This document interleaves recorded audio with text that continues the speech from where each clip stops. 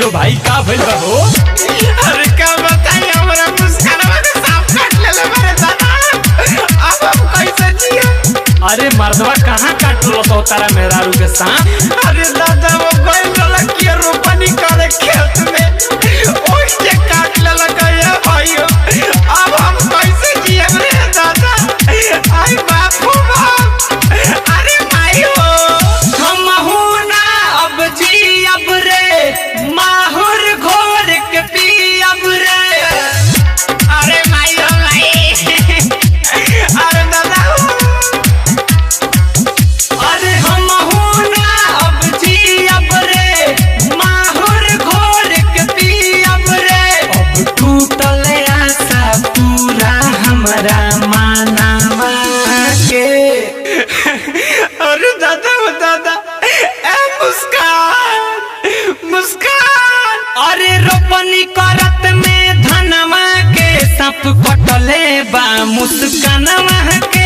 अरे रोपनी करत में धनवा के सांप कटले बा मुस्कानवा के।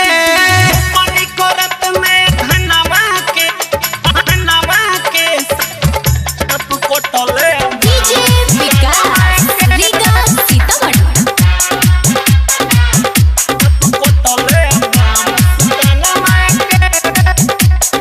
Presented by Lovely Film Production।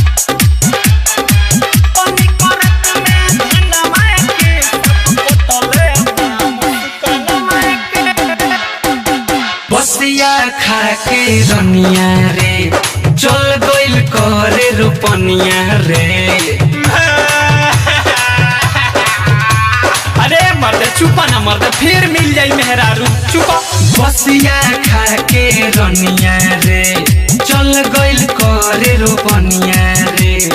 कहलस जब बनिहारी मिली कि नाही मरचा धनिया रे।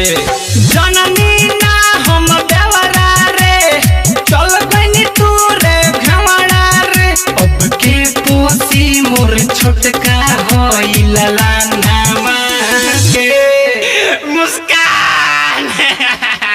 ए मुस्कान तू काहे हमरा के छोड़ के चल गइलू? अरे रोपनी करत में धनवा के सांप कटले बा मुस्कानवा के।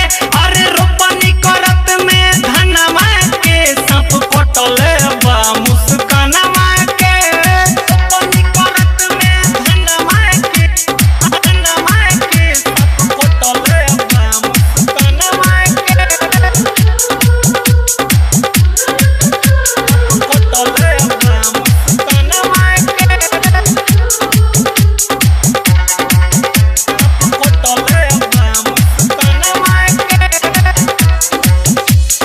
केतनो कोई नी माना रे, तबुले गइला सजाना रे।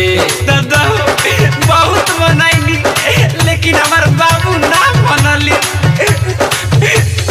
केतनो कोई नी माना रे, तबुले गइला सजाना रे।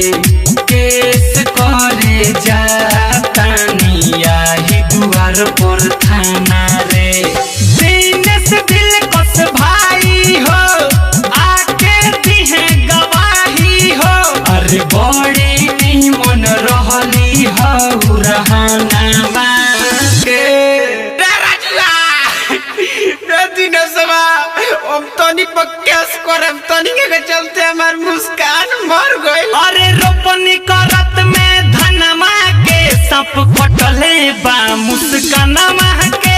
अरे रोपनी करत में धनवा के सांप कटले बा मुस्कानवा के। अरे हमहू ना अब जियब रे, माहुर घोर के पियब रे। अब टूटल आशा पूरा हमरा मानवा के। अरे दादा वो दादा ए मुस्कान मुस्कान। अरे रोपनी करत में धनवा के सांप कटले बा मुस्कानवा के। अरे रोपनी करत में धनवा के सांप कटले